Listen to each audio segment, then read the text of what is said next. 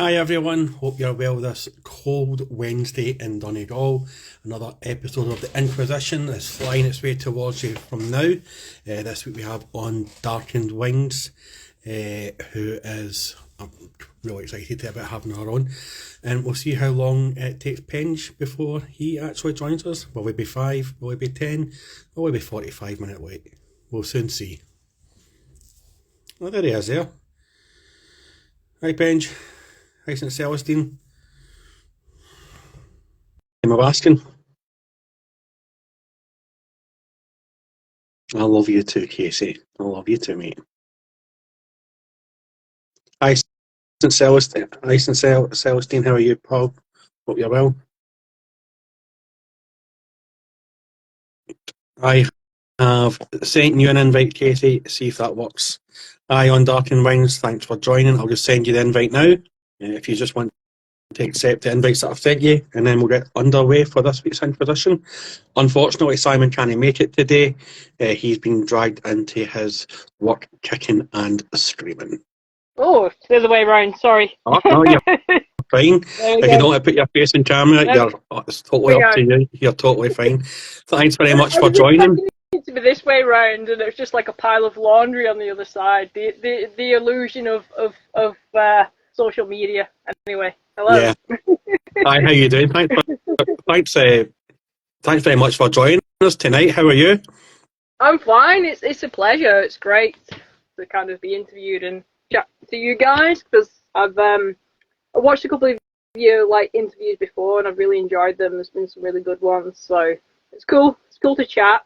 I mean, I don't always show my face on social media all the time, so it's kind of cool to kind of talk and show my face and stuff. Yeah, and I don't want you to feel as though you're under any pressure either to show your face either. Do you know what I mean? Honestly, I'm not asked. I'm not bothered. So we're just waiting for Casey to get his technology sorted in London. I've sent you the invite. Like last night with St. Celestine, it was a nightmare. It was our first podcast, and poor St. Celestine, it must have taken about 10 minutes to get me to join. It was mental, but we managed to get through it. I always try and play with games now and again with my friends online and on Xbox and stuff, and we spend probably half our time just trying to get a connection sorted and get the microphone sorted and stuff. So we spend more time doing that sort of stuff than actually playing games. So I know technology is great in one way and then a pain in the butt in another way as well. Finally works. Sorry about that. Yes. So it's fine. Right. There he is. Eventually. Oh. Hello. We can't see you, Casey. Cool. Okay. Because at the moment it's doing its usual madness. I can only see Dunk. I can hear Ems though, so that's fine. So awesome. Grand. We can just crack on. Just about. Can you see both of us, Ems? Can you see both of you? I can hear both of you pretty much okay, I think. I do then, yeah. As long as it works for you guys. Turn my volume up a little bit. So just awesome. Oh, bollocks. I've just dropped something. Anyway, I'll find that in the morning. So just want to say thanks again for coming on. And I'm just trying to kick off with the first question. It's a standard first question now. What age were you when you first started doing Warhammer or miniature painting, and what was your first miniature that you painted? So I've been painting Warhammer and War Dollies and stuff for about 20 years-ish. I was probably about 9 or 10, and I got into High Elves, of all things, painting High Elves, 6th edition Warhammer Fantasy. You wouldn't probably expect that from me now, because I paint a lot of kind of grimdark sci-fi stuff, but I painted up some High Elves in about 2003, 6th edition, so yeah, that's some of the first stuff I painted, which is kind of cool, because that's kind of what's in at the moment. The old world's coming back, so that's what I've kind of been painting at the moment. It's kind of cool to kind of compare to some of my original miniatures, and actually come back and paint some of new versions of those as well, which has been pretty cool. And do you think you'll see yourself maybe stripping down a few of your older models to repaint them now that that we've got the old world coming back? No, I've kind of made a point to not strip any of them down because I think there's kind of so much nostalgia to that, and I personally don't like stripping down my miniatures. I think you still have that point in time where you have to kind of look back at that and see how far you've come and appreciate that.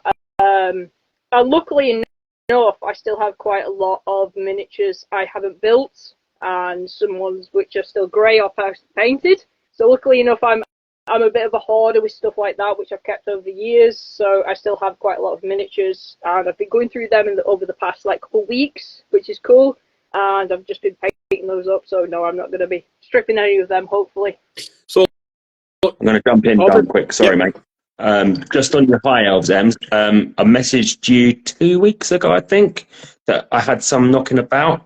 I've not heard anything back from whoever owns them. So if he hasn't come back to me by the end of the week, I will get them up to you. You sure? Just let me know about that. Yeah, I definitely will. I'd love to pick those up. Yeah. Cool. Sorry, crack on, Doug. Yep. So just to go back to you said you started when you're about 9 or 10 years old. So how did you get into it? Like was it just something that you seen, and maybe was it maybe a couple of your friends had picked up? Because I imagine that 9 or 10 that it would have been. How would you have known about it?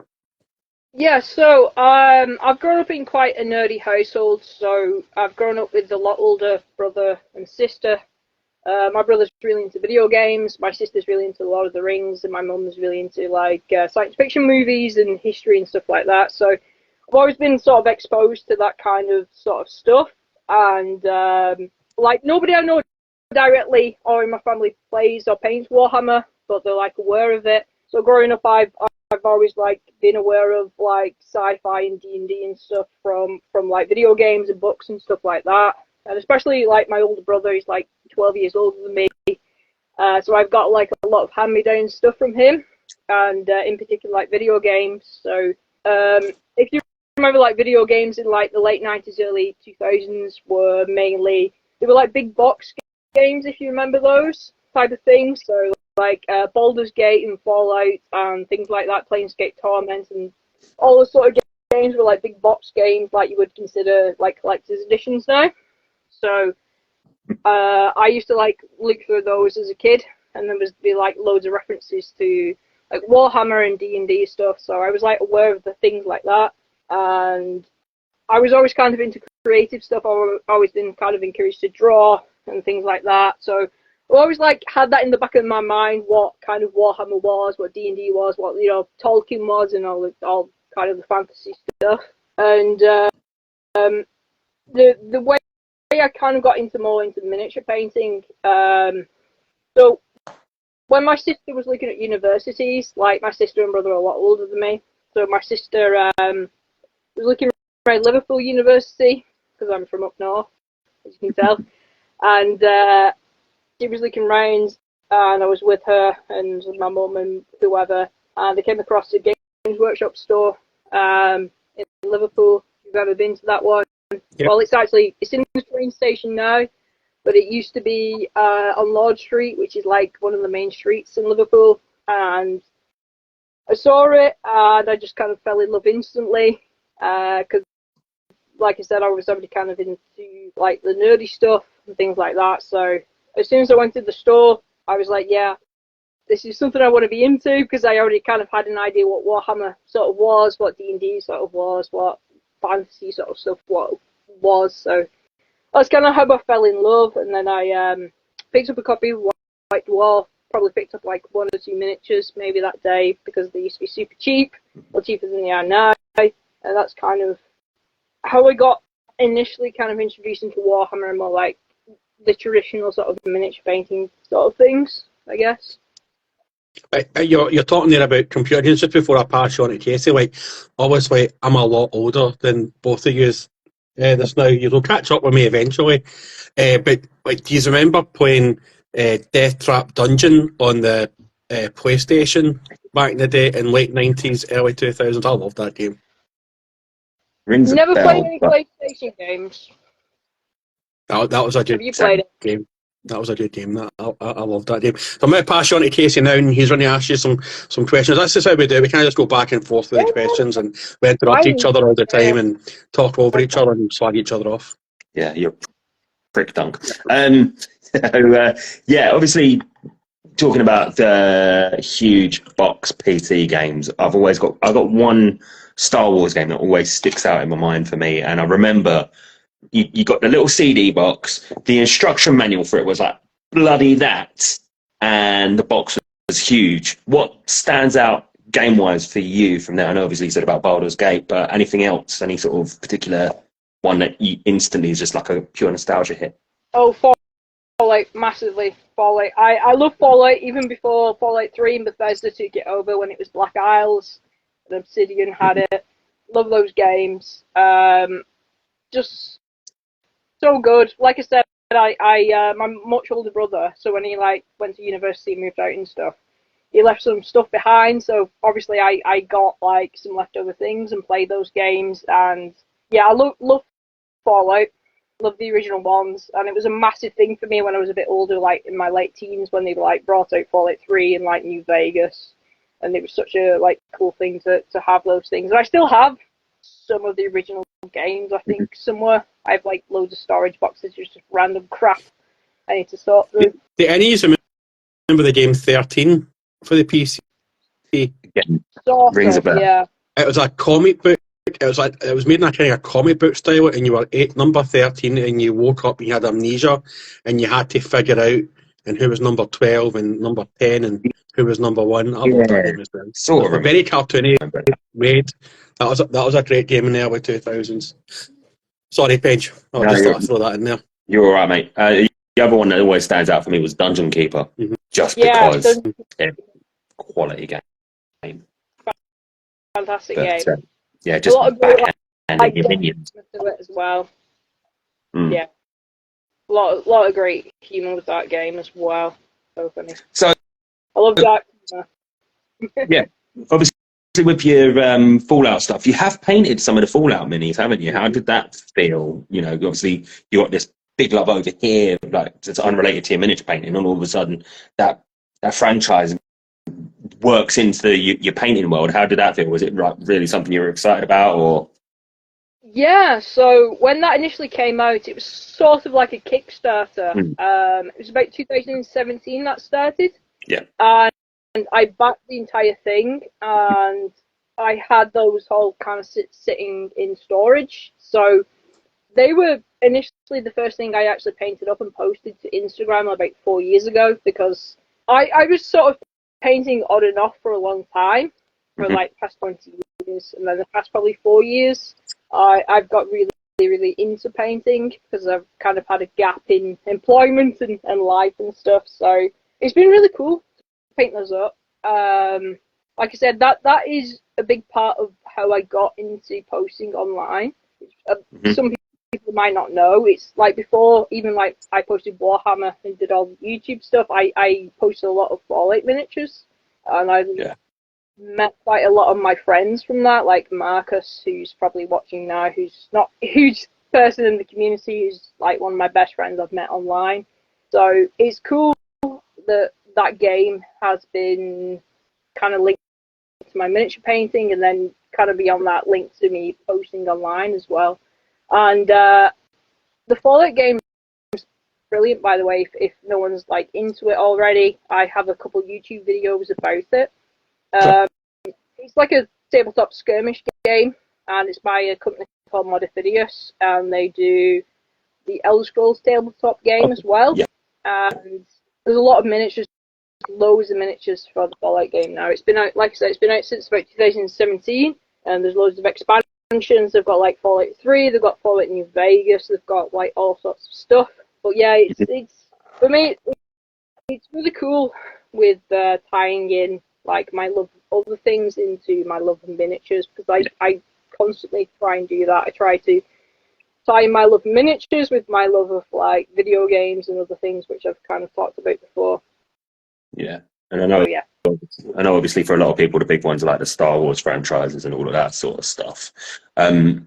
But as well with your miniature painting, you know, it's something that always stand out to me. And I think one of the things that I first stumbled across your account when I joined up to Instagram and doing everything was the bust that you did of the sort of, how do I describe it? The half shaved head. Yeah. One. Yeah. Yeah. I know the book you mean. Yeah. Good. Glad I wasn't murdering the description of it then. But that for me really sort of stood out as something that I personally, getting into this and everything for me has always just been hurt.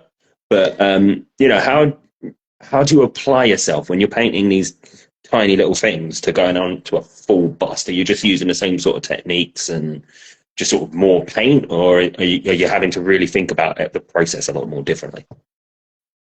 I mean, yes and no. I think that so busts, I think, afford you a bit more leniency in terms of techniques and things like that, like more in traditional light art painting. When you're doing 28mm, you have to be a little bit more precise. You have to be a bit more refined with it. Whereas when you're painting busts, and I try and always encourage people to try and paint busts and bigger things. I've talked to my friends about that before, like try and paint bigger things, because I feel like you can be a bit more free and a bit more, you know, try new techniques on bigger busts and bigger things like that, because there's like a bigger canvas for you to kind of paint and try it and do some more techniques on, sort of thing, if that makes sense. Yeah, it does. And it does. I think you are right. It is just a sense of, you know, like you say, these things are just tiny. And I know myself that if I get the slightest smidge or smudge or anything out of place, I freak out and I'm angry with myself. And it's like, well, hang on, why am I doing that? So, yeah, maybe just attacking it from a different angle, knowing that you've got a bit more room, a bit more of a canvas to work with, might be a good way of thinking about it. So it might be something I'll look into. One more from me and I'll pass you back to Dunk. And this is something I think stands out for me from your account. And again, stuff I've been seeing, stuff I've been following. Your style, very, very different to a lot of other accounts out there. I know you're a big fan of the grim dark sort of aesthetic. Why do you not go for the bog standard block it, highlight it, look at this, it's nice and shiny, box art style? What appeals to you about going outside of the box?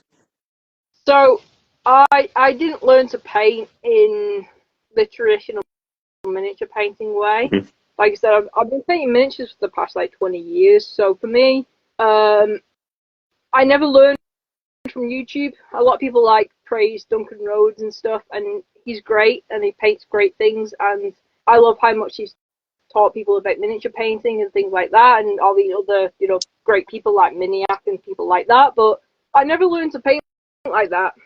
I learned to paint in this very matter-of-fact way, where it's like, right, I'll try and copy the best I can from these White Dwarf articles, from these like pictures from the army books. Yeah. But at the same time, as well, I like art anyway. I've always kind of been in, like I said, when I've been younger, I've always been into creative stuff. I've always been into art. I've always been into trying to learn that way. So for me, I've never been set in this way where I want to learn a particular way.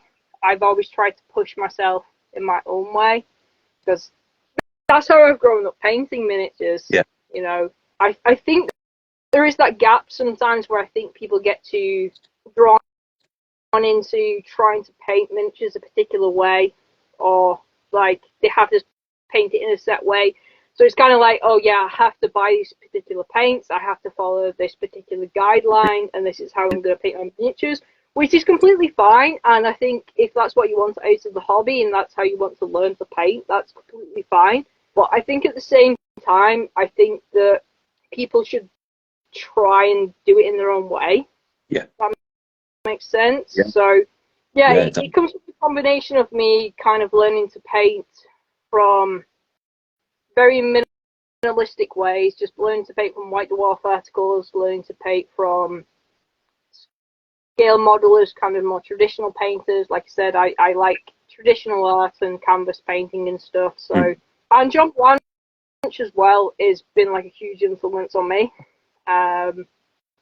I've just read John Blanche's autobiography as well, and in that he kind of says to people as well, like, to try and figure out your own way of painting, you know, to try and do your own way of painting. So that's always been in the back of my mind. And I don't like completely disregard people that want to do like the heavy metal way or want to paint like YouTubers paint and things like that. But for me, it's always been a case of I want to try and do my own way, and then also kind of learn as many different techniques and different things that I want to, because for me, like, miniature painting is art. So, you know, why limit myself to like just doing like one way or one technique, or just trying to like copy someone completely and copy their recipes and the paints that they paint, sort of thing. Okay. And always remember those old White Dwarf articles as well. Dog shit. Like, you're looking up how to paint something, and it's here's this color, here's that color, here's that color, and all it was just those 3 little circles, and you just sort of left like, what? And the old army books as well did it, and it was always for me super frustrating, because I'd be like, I'm painting it this color, and I'm painting the whole model that color instead of just like doing little highlights and stuff, and it was just like, why does this not look like that? But yeah, that was me. Sorry, Dan, off you go. And just to kind of go on to what you were saying there, Ems. So, how long would you say it took you to like get your technique to where you're happy with it? Were you happy with it this now?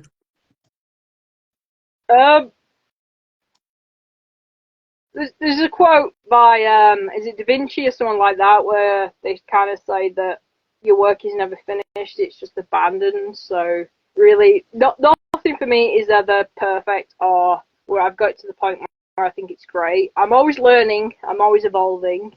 I think definitely, though, in the past few years, I've definitely completely embraced myself and the way that I paint.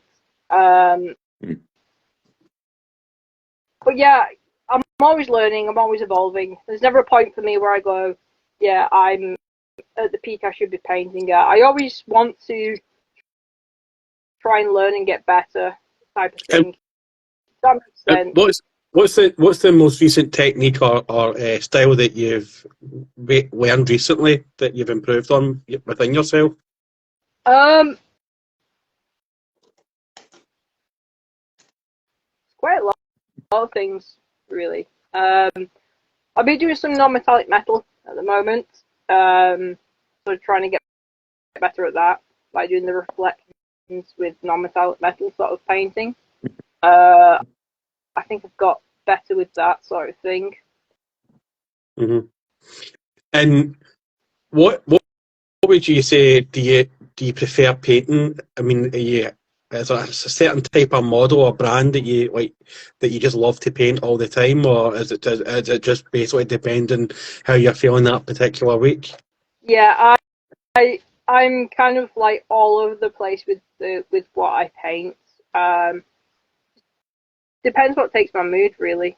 Yeah, I'm just all over the place with the brands and things that I paint. I 3D print as well, so I 3D print quite a lot of models and things like that. So yeah, it doesn't really matter to me. It just depends what takes my fancy. I literally have like a box of like work in progress type of things, like things which are built and primed, and then sometimes I'll just randomly pick something from that and just go, right, okay, what's this miniature? What company is it from? Is it 3D printed or whatever? And then I'll just think about, painting that up and just fun with it, basically, type of thing. Like I said, I'm a bit like all over the place with like how I want to paint and how I want to kind of learn, type of thing. And just going back to like when you were younger, did you ever experience any like proper negativity or bullying when you first started out, or have you always had like a kind of fairly positive like experience within the hobby? Because like I know like a lot of people, a few of my mates who were grown up, they would have been picked on in school for being the wee nerdy like painter guys. Did you ever experience anything like that yourself? So yeah, I didn't really have many friends growing up. I used to be ill quite a lot of the time, but I did get some of my friends sort of into Warhammer a bit later on. But no, just to be honest, I guess there was some sort of bullying, but I kind of embraced it, and I sort of used my humour as kind of my mechanism with coping with life. I think most people were okay with me eventually, like in high school and stuff. I was kind of like the outsider, kind of weirdo, funny person, so I think I've been okay with Warhammer. I think it's something that people have kind of appreciated that I've done throughout my life, like the creative side of me and like the comedy side of me. I think people have kind of picked up on and honed to, and that's kind of been my coping mechanism and my way of getting away from bullying and stuff like that is in my humour and my like creativity. So I'm fortunate in the fact that I've embraced those things and not let them get to me too much, type of thing. Yeah, because like back 20, 30 years ago, it was a very nerdy, very nerdy thing.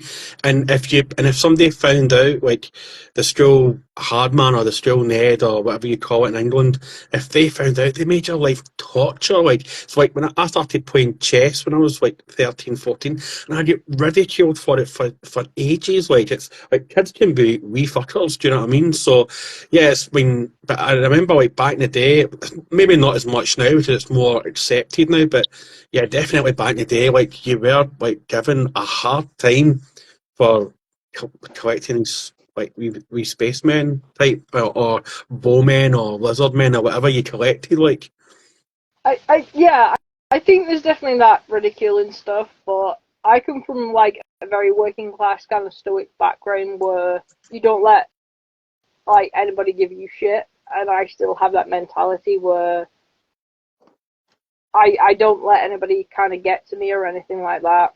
You know, I have had people like make fun of me and stuff, but it's never got to the point where I think, oh, this is going to ruin my life. I'm like, you know what, F you. I'm going to enjoy my nerdy stuff. I'm going to be a weirdo. I'm going to be queer. I'm going to be who I am going to be. Even if I've lost people that want to speak to me or talk to me, you know, for me, it's always been, I'd rather be myself than, you know, convert to the idea of the ideal kind of person and be what people want me to be type of thing in my life. So yeah, that's my kind of thing. I've never cared the fact that I paint Warhammer or I like horror or I like video games or heavy metal and stuff like that. For me, it's always been, I am myself, and if you don't like it, you can F off type of thing, if that makes sense. Yeah, and I think to a certain extent, I think Tiz has touched on an absolutely fantastic point there in the chat. Like, I think us as like, we were quite lucky that we weren't brought up in the age of social media, where once you go home, the bullying stops. And I think Tiz says, like, she's a teacher and young people, she actually quite likes young people, but there's a brutality to the school social stuff. But I think that also, because then they can reach out to you on social media and it doesn't end. And I think like that's like kind of the horrible. Whereas like, you know, if you were right, get bullied, they get bullied all the way to your house, and then that was you. Once you go home, that was you. They had to deal with it to the morning. But because we've all got smartphones and WhatsApp and social media, and you're getting pinged and tinged. Like I've got kids that are from ranges from 27 to 17 next week, and that was always a worry of mine. That like if you heard their phone going, are they getting bullied or stuff like that? And like I don't think I would be able to cope as a youngster. I probably could, but it must be tough being a youngster now with the social media. And it must be something that you worry about with your wee fella, Casey, growing up, that he's got that, like, social technology is going to improve in the next 10 years. So where's it going to be when he's 14, 15? Do you know what I mean? He'll be walking around with one of them Apple Link things on his face, just swearing at people like as he's walking down the street, knowing him. He's a little fruitcase. But yeah, no, you're right. And you know, I think a few people in the chat have said it as well.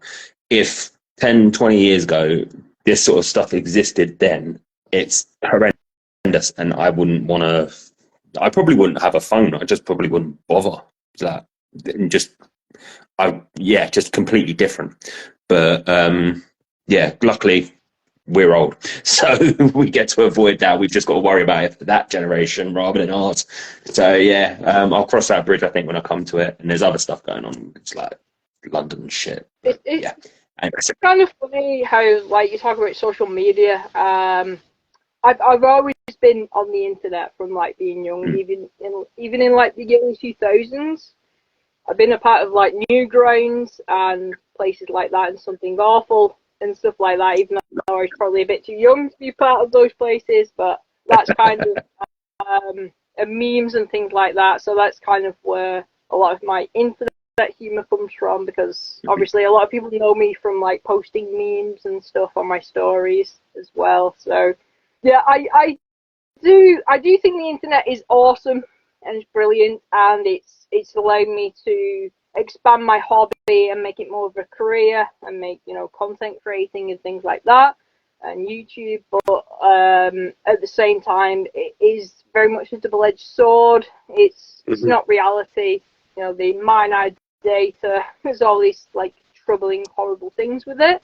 But I think it's like anything in life. It's like junk food and stuff. When people blame junk food for people being obese and stuff, it's like, you have your own free will. So to a certain extent, you kind of know when to shut the internet off and take a break and walk away from it. Because I do that sometimes. Sometimes for me, I get like absolutely burnt out from social media and replying to people and commenting and stuff like that. And I go, you know what? I've had enough. I'm going to take a couple days where I just don't respond to anybody, don't respond to emails, and just kind of get on with my life a little bit, sort of thing. yeah. It's actually quite interesting. A lot of what you've said there sort of is going to lead on to my next line of inquiry with yourself there. Let's knock it back a bit to what you're saying about your memes and stuff, because from the sound of it, we've had quite a sort of similar internet upbringing, as it were. Newsground, Something Awful. I'll say it as well. I've been on 4chan, still do. But how important?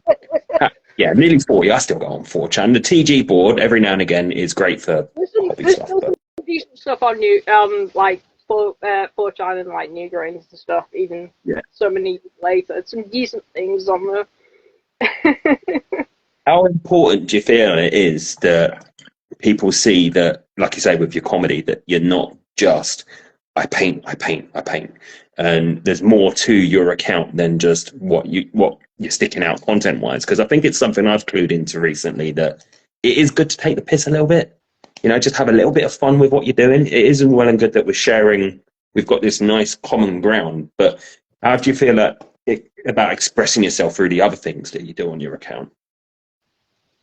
So my account was never a miniature painting account. I went completely AFK from like literally everything. So I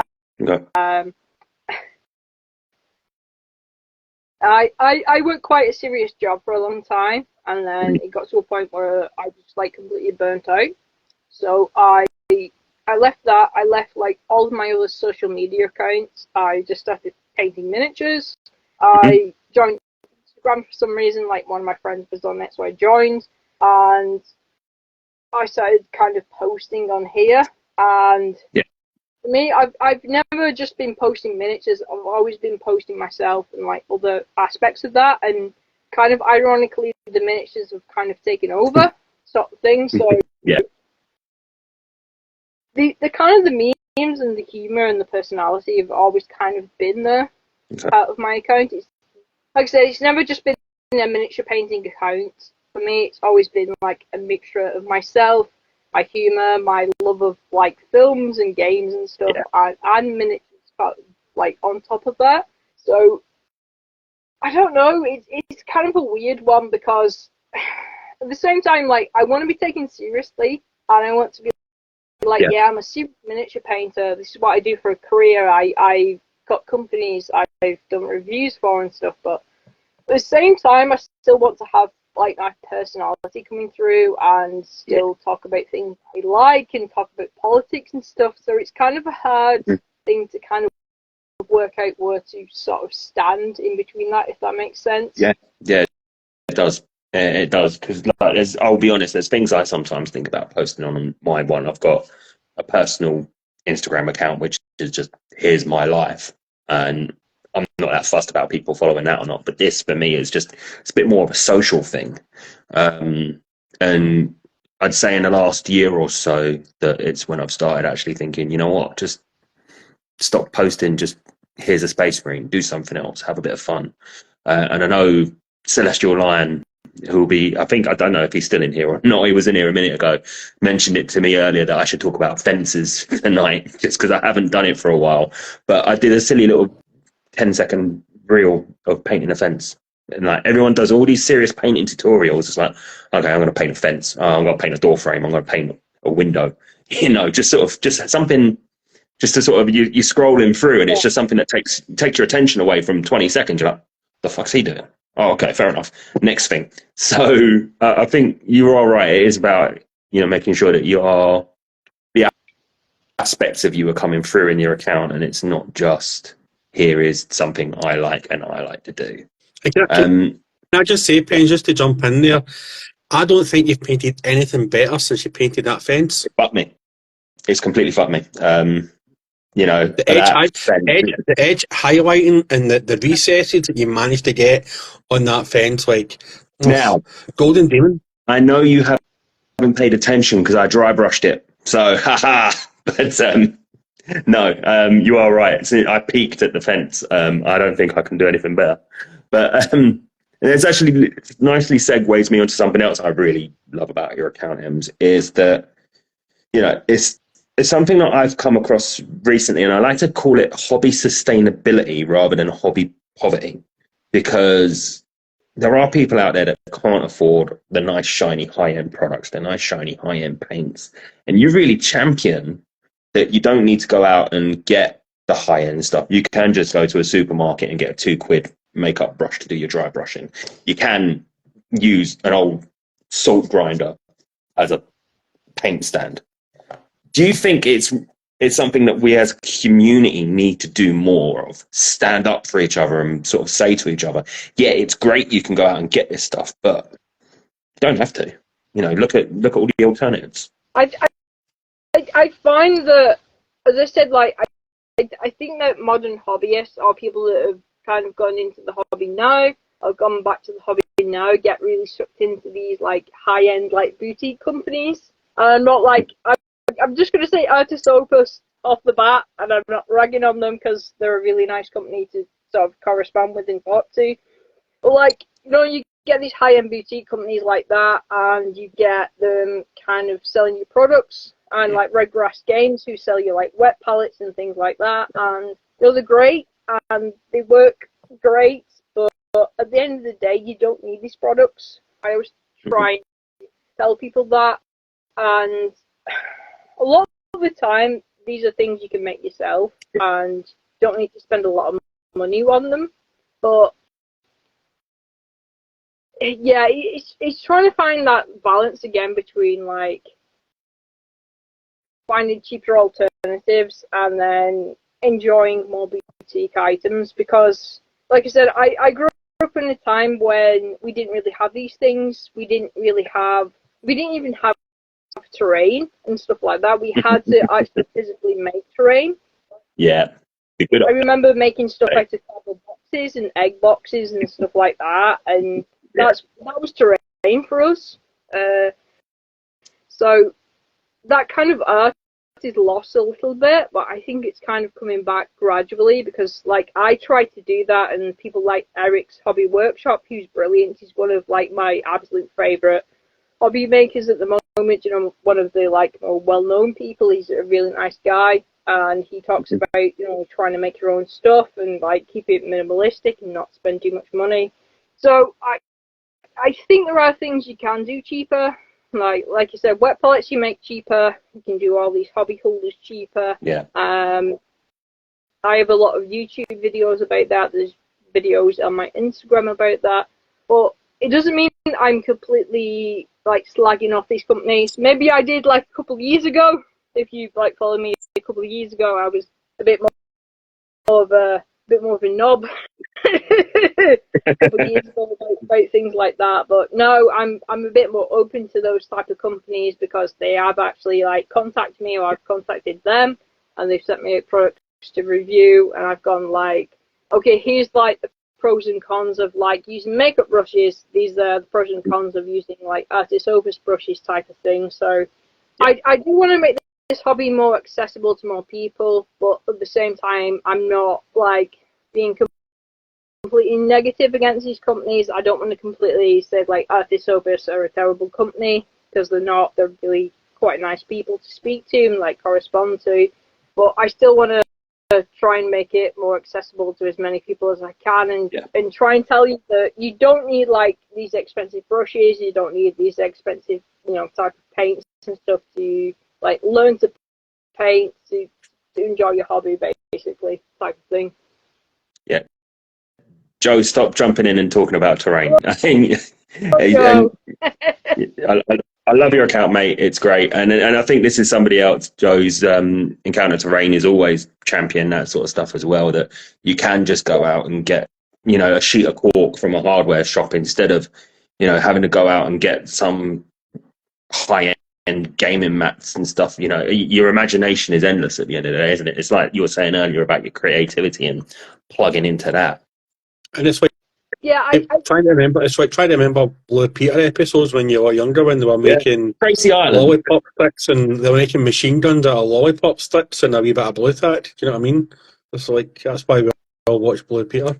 I mean, yeah, you can make some really great looking terrain pieces without actually buying a kit or 3D printing it. I mean, I love 3D printing stuff, but I still like hand making things sometimes. I've got a new video out soon on YouTube about that, you know, making really basic, like fancy medieval kind of style houses, because I think he's such a kind of lost art that's kind of gradually kind of coming back in the forefront with all these like model painters and stuff, because even those techniques, they aren't just great for terrain. You can use those for like bases and like all sorts of other things in miniature painting. So it's cool that that type of thing's kind of like coming back, I guess. Yeah. I got a hold of questionable copies of some old How to Make Terrain books, shall we say questionable. And it was just, here's tubes of cardboard, here's Pringles, here's a bit of polystyrene we found in the street, you know. And they'll sue me, so I won't mention the name. But it was the well-known company that does it. So it's amazing that they've gone from 20 years ago, if you want a nice-looking battlefield, just get some old cardboard boxes and cut them up, to, here we go, we're now making this box for you of one building that's going to cost you 30 quid. So, yeah, I don't know. It's just a despairing part from me, I think. One more, and then I'll pass back to Dunk. With your, I think it's something that stood out for me ages ago, going back to your account and your aesthetic and what you're looking for, your horror films. You're always making loads of recommendations in your story about your horror films, and I've got a couple of mates who are well into them. How did you get into horror? And obviously you're talking about your older siblings. I don't know if it was them that got you into it, or, you know, you're really recommending some niche films out there. It's really interesting to see what it's about and what people don't sort of, you know, people look at the mainstream, they don't look at the B movies, the older, what did Mary Whitehouse call them? The movie nasties or whatever it was from the 80s and 70s. Yeah, what got you into that? That's the one, yeah. What got you into all of that sort of stuff? I'm really glad you brought that up, because that's like a big thing I love to do. Usually, like in the background when I'm painting stuff, I love to have something on. 9 times out of 10, it's usually like a horror film, and I love like older horror films and stuff like that. That's something I really enjoy watching. I don't know. Like I said, though, I grew up in this quite like nerdy sort of household, so I kind of was always sort of exposed to kind of sci-fi and horror. So a weird kind of tidbit is that my mum, when she was pregnant with me, kept having nightmares that I would pop out like an alien. Like an alien. I honestly thought that I thought you were going to say that you were going to pop out like the baby in a razor head, and I was like, oh my god, somebody else has seen a razor head. Yeah, so she always imagined I'd pop out like the alien in Alien 2 with Ripley, so I'd come out. So yeah, my mum's always been into sci-fi films. Logan's Run, Omega Man, The Thing, stuff like that. So I've grown up with that, and for me, I've always tried to, like, with unlimited internet access when you're like a teenager, you're like, you know what? What's the weirdest, like, most fucked up film I can find? Yeah. So for me, yeah, it's always been that thing where I've grown up around horror and science fiction, and it's always kind of been in the back of my mind, and I still love those type of films. So, like, I love And this just, yeah, sorry. 80s type of stuff, like the grindhouse kind of things and those type of stuff. But I think modern horror's kind of come a long way as well. I think that. I think. Yeah, I think when Scream came out, that kind of brought horror back to the fore, because then you had, like, a lot of the remakes, or a lot of the, like, the Japanese films, like The Grudge and The Ring, and they didn't maybe really transcend as well over to the American market. But, like, one of the films that I thought, one of my favourite kind of psychological horror films is Funny Games. The Austrian version and the American version, obviously, they're a scene for scene remake, and it's the same actor, it's the same director that did both. I think that's probably one of the most underrated horror films, just the way it's just so blasé with the violence. I think that's just one of the best films. I try and recommend that to people for looking for a kind of good kind of science, like kind of psychological horror film like Funny Games. I think that's a brilliant film. Yeah, I think that horror is such a great genre. That's definitely, like I said, that's the thing I tend to watch in the background whilst I'm painting. There's a lot of great, like, horror films which are, like, just randomly on YouTube. Like, there's so many, like, free horror films just on YouTube you can just, like, watch and put on in the background. For me, like, horror is such a cool thing because it's not just like, it's not just gore and it's not just like violence. There's a lot of, like, political things behind it for me. So, you know, there's a lot of, like, social political kind of things about, like, you know, AIDS in the 80s, and you have, like, all this stuff about queer stuff and people like that. You know, the fear of terrorism and all these different things in, like, the backdrop of horror. I always think it's, like, a really good metaphor for what's going on at, you know, the time in whatever sort of period the horror films are sort of made in, if that makes sense. Mm-hmm. Actually, sorry, Doug, I'm going to jump in. One last thing here. Sorry, mate. It's just because you mentioned The Thing. I watched today a GQ interview with Kurt Russell where they were talking about all of what he felt his top characters he's ever done were. McCready was in there. Pliskin was in there. Father Christmas was in there from the Netflix films, and I was like, fair enough, mate, go for it. But I was a little disappointed there was no Jack Burton from Big Trouble in Little China, which for me is proper mix of everything, comedy, horror, the madness of the martial arts. Like, they'll just pull up in an alleyway, next minute there's a massive martial arts fight. So Kurt Russell, love him. Sorry, mate, off you go. So would you say that, like, just staying in the kind of horror genre just briefly, like, would you say that, so this is a question that divides a lot of the community, I feel, especially, like, Lowerton's quite anti this film. Would you say that Event Horizon is a 40k film? Yes. Yeah, it's a 40k film. Go for it, yeah. Because, like, I know, like, it does polarise the community the same, because it's, like, quite Slanesh-y the way that you have the flashbacks of when they went into the warp, and when they went into the warp. Originally the film was supposed to have those scenes, like, really over the top explicitly, but because of, like, censorship and stuff and, like, mainstream media, they were like, no, you have to, like, put these down to, like, very minimalistic sort of things. Yeah, so that whole ship's log was like, the original version could have been very explicitly more 40k, more Warhammer, possibly, but obviously, like I said, it had to be kind of stripped down to its more bare bones, into these very, like, flashback sort of scenes. So I do think it's kind of a Warhammer tinged movie. Definitely, it's very much like the warp, and you're going through like hell.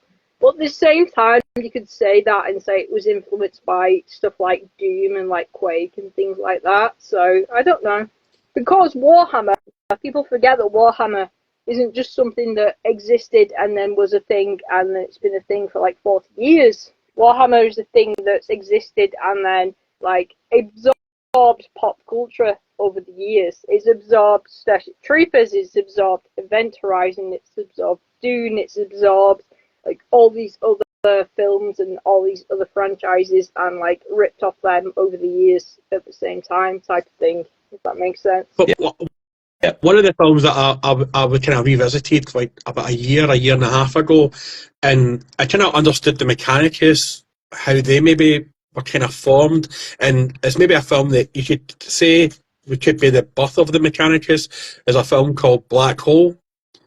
I've seen that. You've never seen that's a decent film, and like basically this ship disappears. It's kind of like the Event Horizon. This ship disappears and then comes back, and I think it's like a Disney film as well. And this crew find this ship, and it turns out that all the crew have been made into robots by this one guy. So it's like they're kind of like mechanics.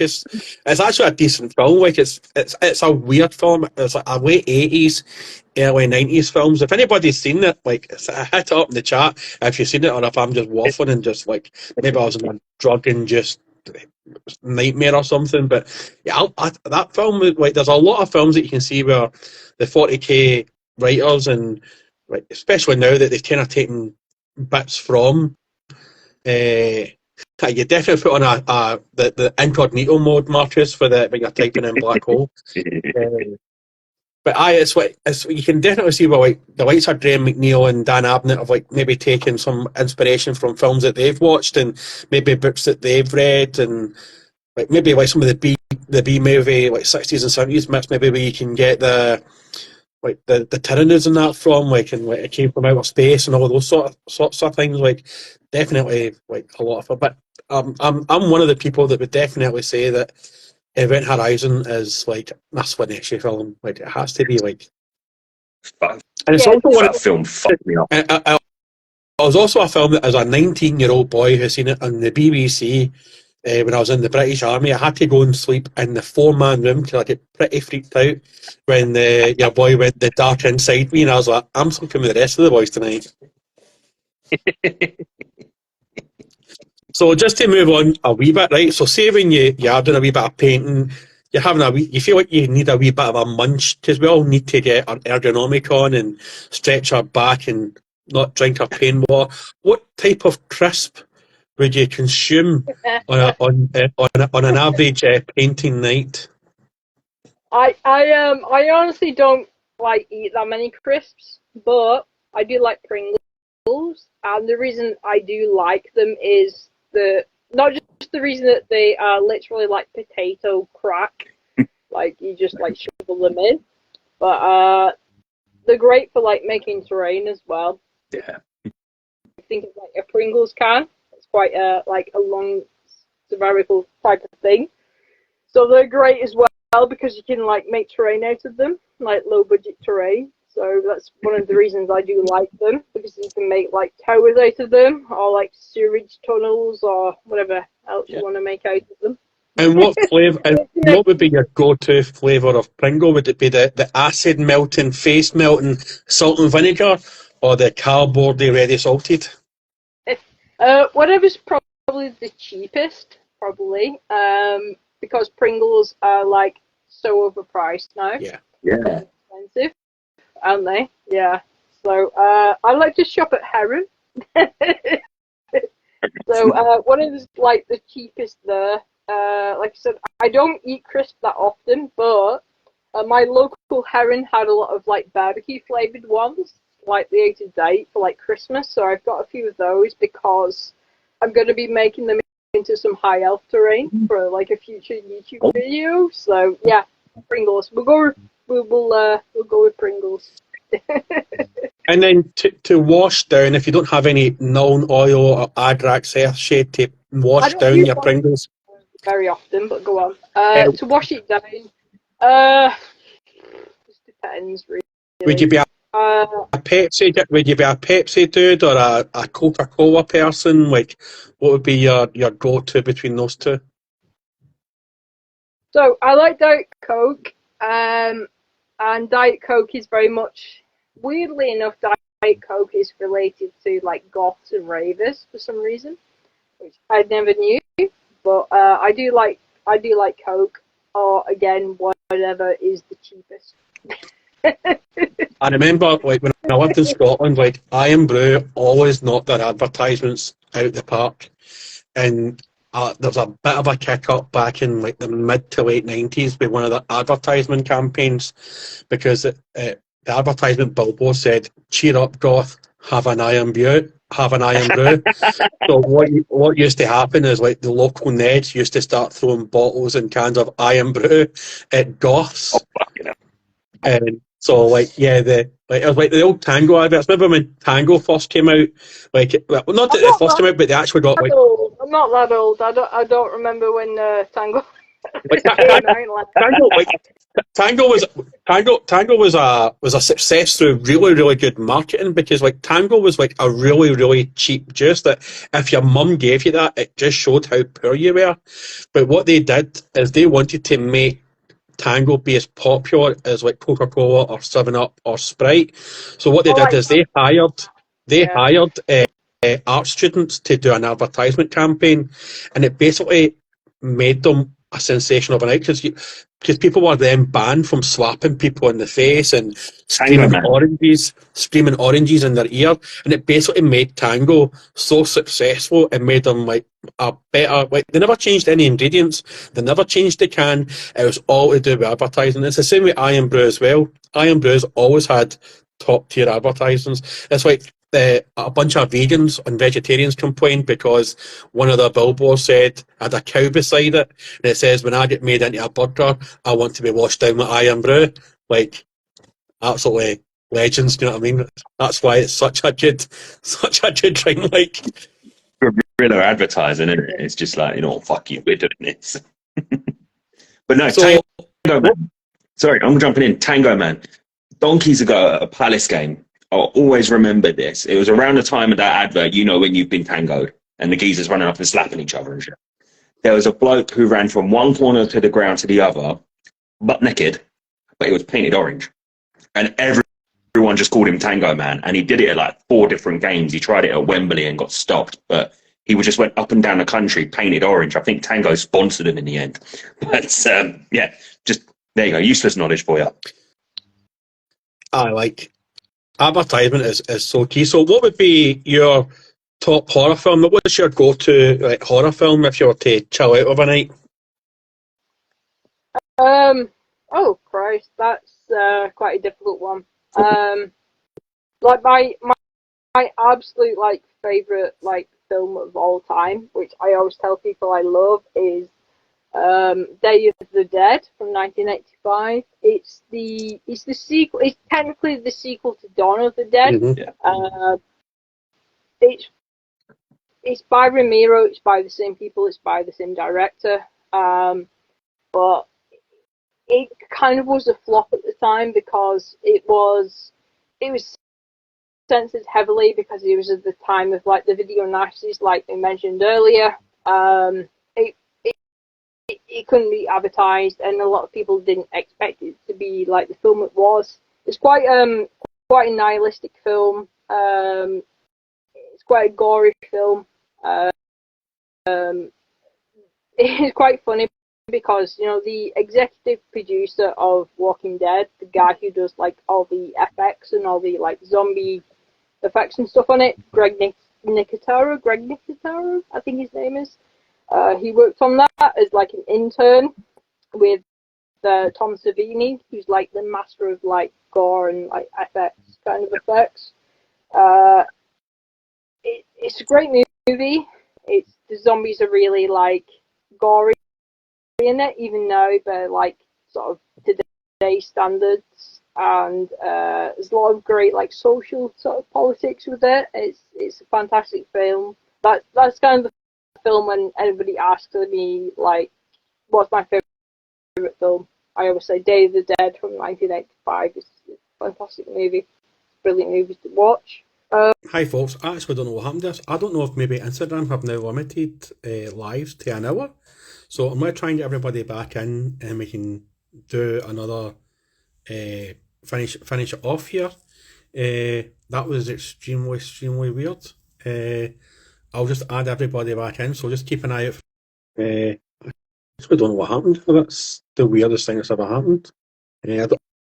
As I say, I don't know if maybe Instagram have now limited like lives to maybe an hour, because it gave me a countdown and it was bang on the hour. It kind of shut off, so that's so weird. I have no idea what happened there. I'll once I bring in Penge, I'll just explain what happened there, because I think this is what I think's happened, but I'm not 100% sure. So I've sent you an invite there, Penge, if you just want to accept it. So when you were speaking there, I was getting a countdown on my phone, and it went from 30 down to 0, and I thought, is my phone going to explode here? And I didn't want to interrupt what you were going to say, and then it just cut off the live. So I don't know if maybe now Instagram are now limiting lives to maybe being an hour max, because it cut out exactly on on half past, which is when I went live. So I don't know if maybe Instagram have maybe limited it now to an hour, and then it cuts it off, because I'd never seen that countdown before. I don't know if Simon or you had it on Sunday, but I got a 30-second countdown, and then it just went kaput. So first I've seen it happen. I apologise for that, but I don't know what happened there. I'm going to blame The Gremlins, which is also a great B-movie film. I love Gremlins, especially the new batch. Oh man, the new batch was just top tier. I think I would like them to remake it, but I don't want them to remake it, if that makes sense. It's like Critters. I love Critters when I was wee. Yeah. One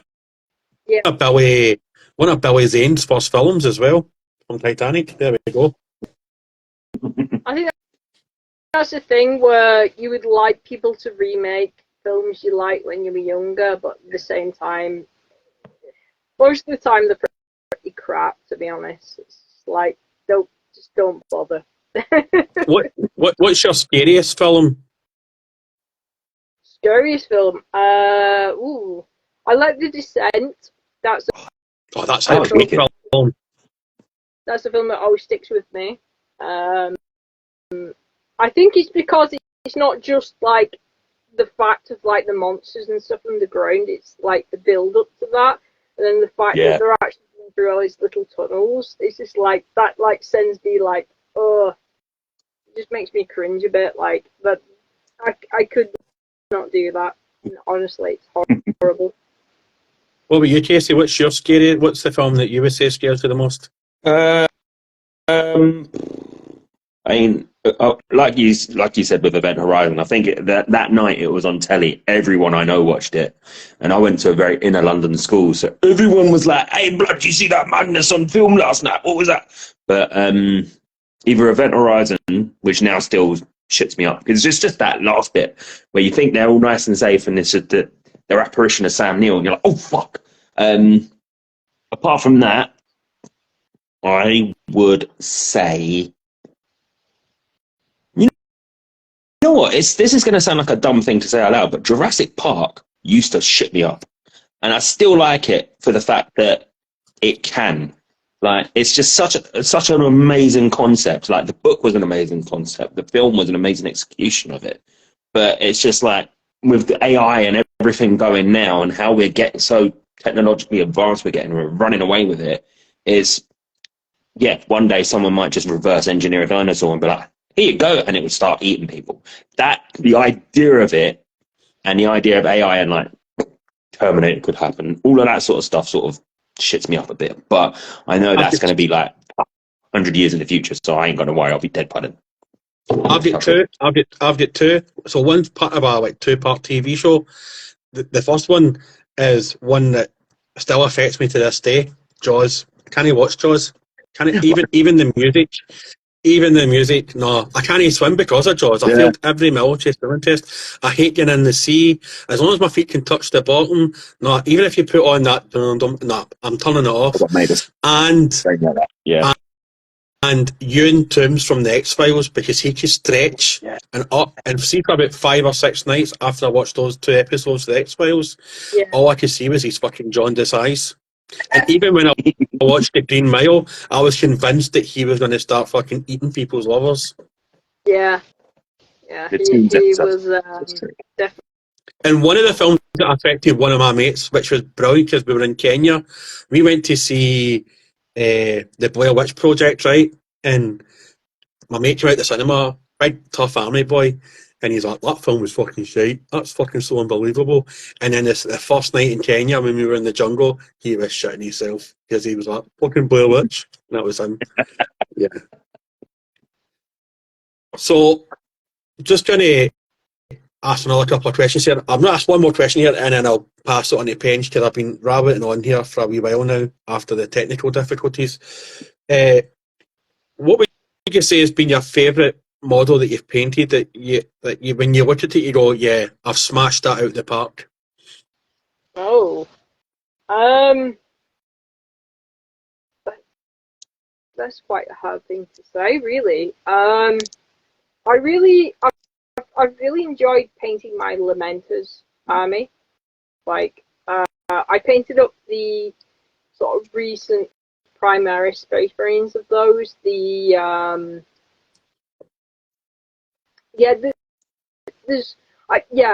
would have to say it's not just one model in particular, but I'd have to say I really enjoyed painting up like my Lamentor Space Marines. Like,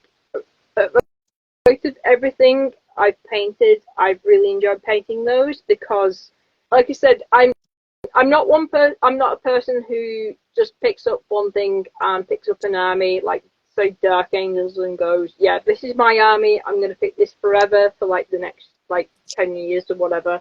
I like painting up like anything I want to, anything like individually and stuff. Whereas I think when I've started painting up these Lamenters with like 10th edition 40k, I think those for me was quite scary because it was like, yeah, I'm gonna actually decide to paint up an army again and go through like the process of doing that. So for me, I think those have been the best for me and my most enjoyable sort of thing. Where I've gone, yeah, I've enjoyed painting those, and like I said, I try and do my own thing, but with them, I've tried to kind of stick to the army scheme and go for more of the box art with those more than I've done anything else. And yeah, I'd say I'm the most like proud of those out of like anything else that I've painted up recently. What about you now, Casey? Page. Yeah, I will say I've enjoyed watching your Limitless come on because it's just where you've been with the stuff you've done. Actually, doing a whole army was just like a new sort of challenge, almost like you're saying. So it was interesting to see how that went. And just along those sorts of same lines of question, I mean, I'm aware of sort of time and we're running a bit over, and I don't know how much you're happy to stay on with us, but I'm happy to stay. Remember, Love Island's on at 9 o'clock. I love Love Island, so yeah. Sorry, Love Island. We can't mess up Love Island for Dom. Yeah. Jesus, well. One bit of advice you would give yourself if you you're getting your DeLorean, you go back to 10-year-old you. What bit of advice are you giving yourself, hobby-wise? Not, bet on the FA Cup or anything, but hobby-wise, you can say, don't waste time doing X, do Y. What sort of advice would you give yourself? Can I just slightly change that question a wee bit, Casey? Is that all right? Yeah, go for it. Because I know we've got St. Celestine in here, and she's been painting since October.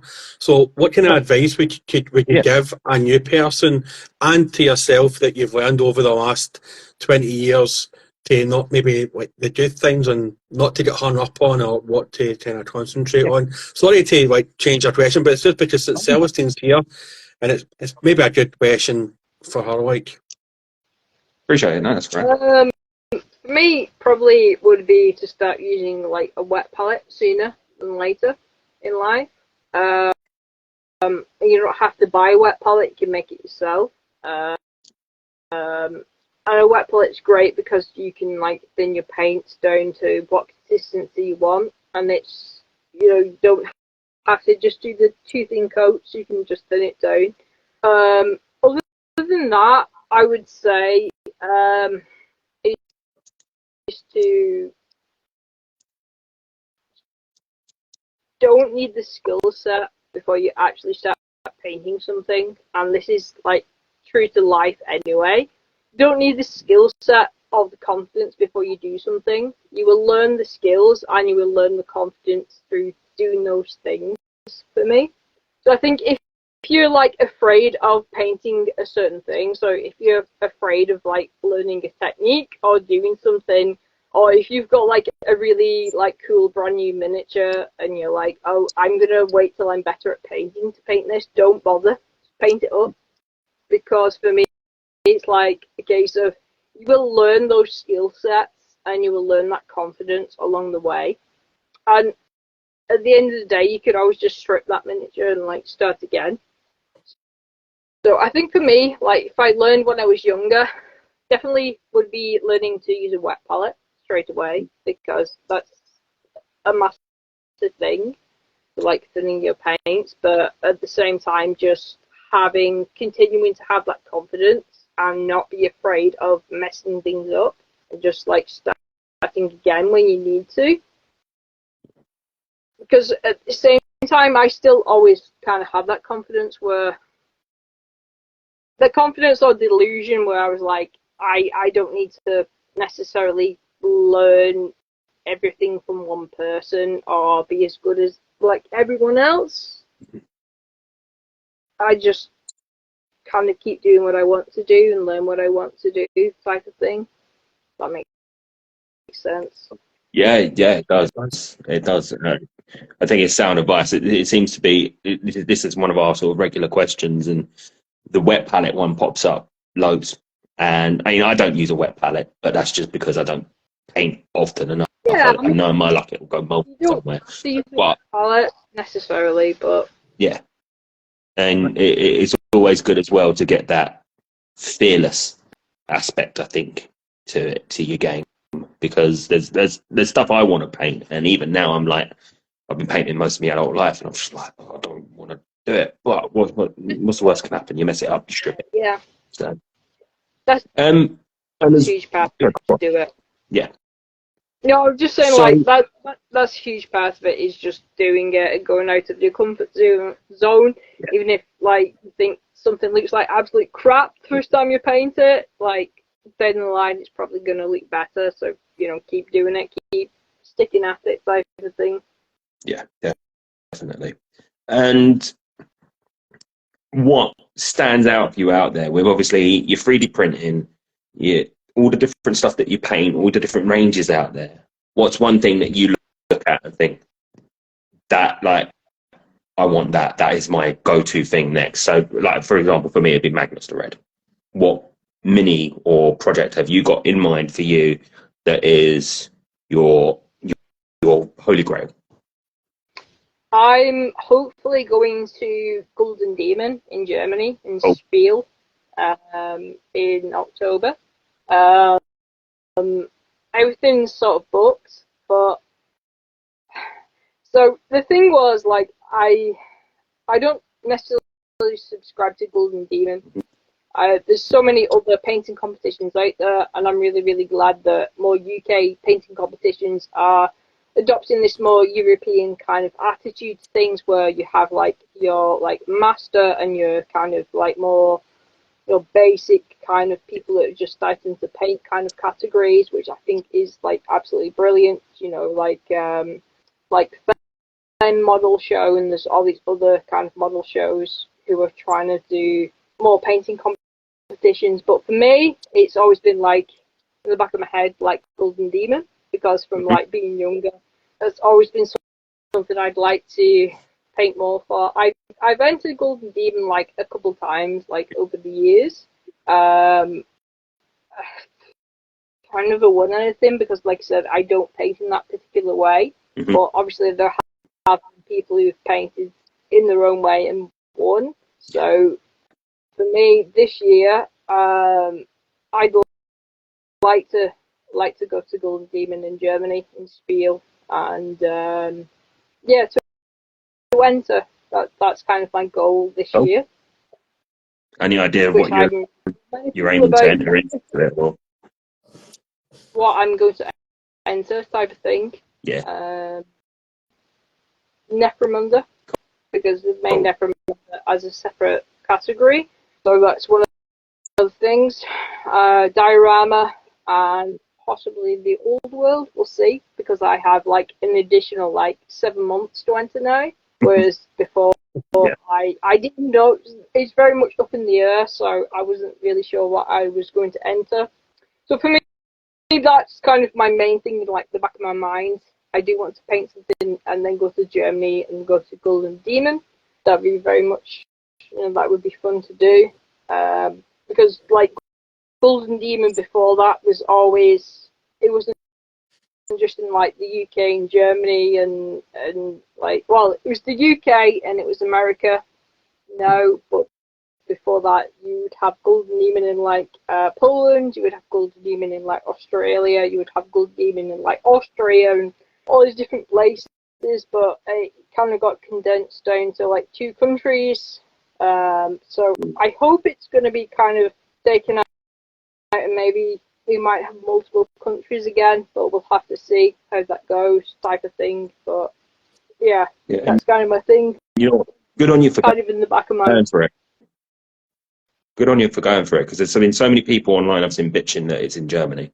And it's like, well, hang on, don't complain. Just if you want to enter it. Nothing's stopping you. Germany's 45 minutes to 2 hours away on a plane. It's not the end of the world. But you know what?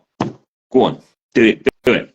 And you Necromunda stuff I love. So it would be really good to see something different in there. And yeah, go for it. Dunk, over to you, fella.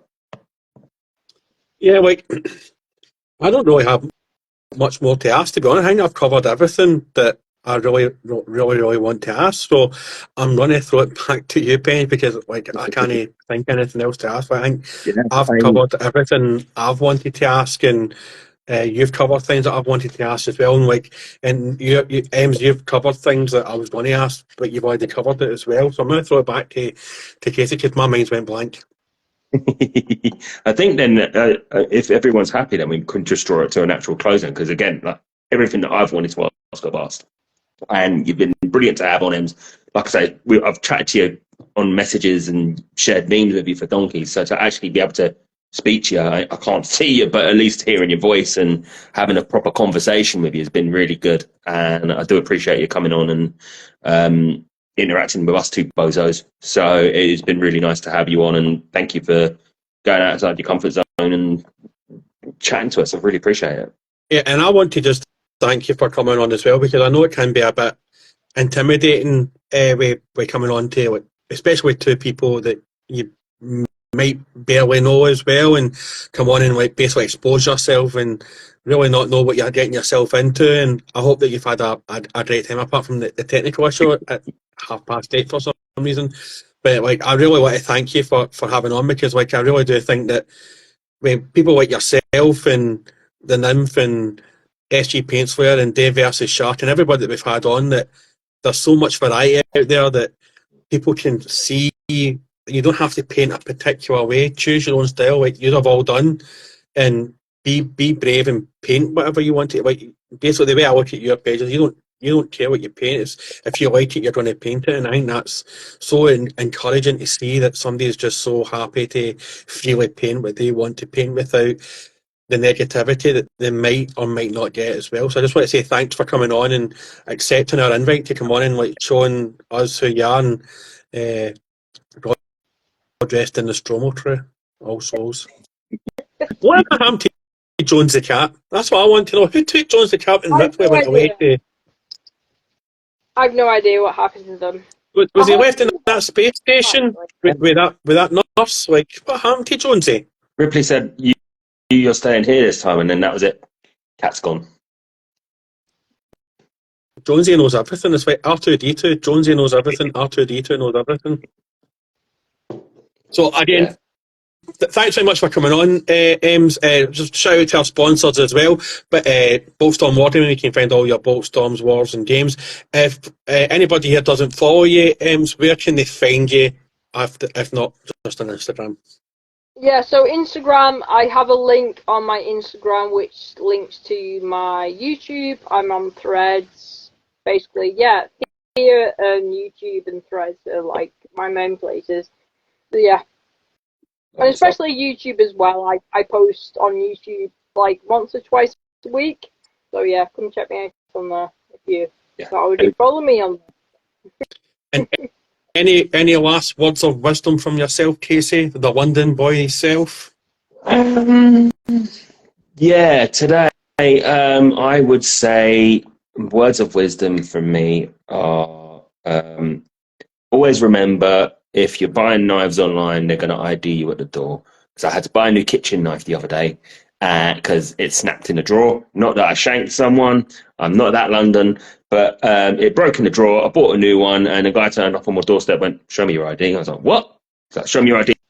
I need to know you're over 21. I was like, "Of course I'm over 21. Look at me." He's like, "Show me your ID." I was like, "All right, Amazon man, sorry." So, yeah, remember your ID when you're ordering knives online. But what if you own your own house and you're 18? You're not buying knives. But then you're just a show-off, aren't you? Trust fund, baby. Yeah, definitely. You must have had some rich dead grandparents. That's what's happened. Yeah. Right, folks, on that bombshell, hope you had a lovely time. Thanks for joining us twice. Next week we have the Frozen Feral on the most romantic night of the year, Valentine's night. Oh, wow. Have a lovely, safe night for the rest of it, folks. Keep it easy, and remember, the Inquisition's always watching. Yeah, and don't forget Love Island. Of course. Win the Love Island. Cheers, guys.